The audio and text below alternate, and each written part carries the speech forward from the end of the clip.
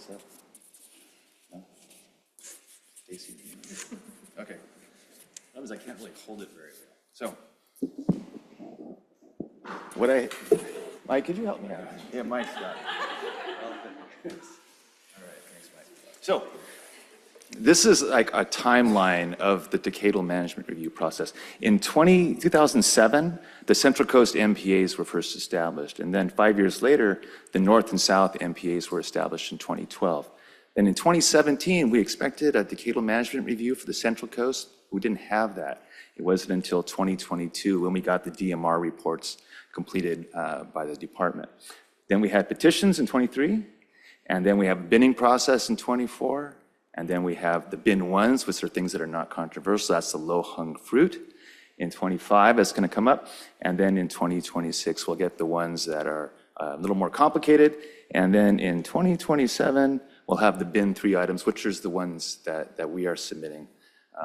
We have one of the 20, that's 27 parts to it, is the largest of the petitions. And that is dependent on a policy change, which is dependent on the kelp restoration management plan that's coming through the Ocean Protection Council. And now we have new evaluation tools that are going to be completed in the spring of 2027. And there's a consequence to that. This ocean condition continues to degrade. And what I'm seeing is that we keep moving the goalposts, right, as we go along here, as we get more and more urchins and less kelp in this environment. So that's all. Thank you. Thank you, Mike. Of course. Thank you. Good afternoon. Keith Rootsaert with the Giant Kelp Restoration Project in Monterey.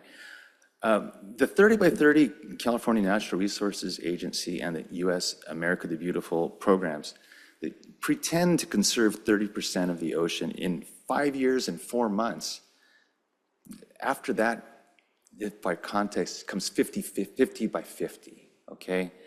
But 99.9% of our attention and funding is devoted to 30% conservation of only the land under our feet.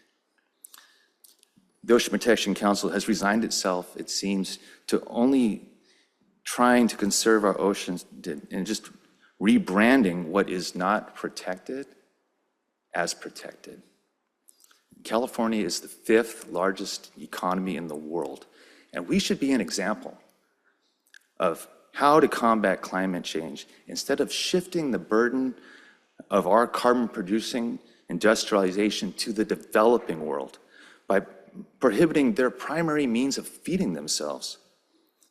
For the sake of humanity, please, we need to stop knowingly destroying the life support system of our planet. Thank you.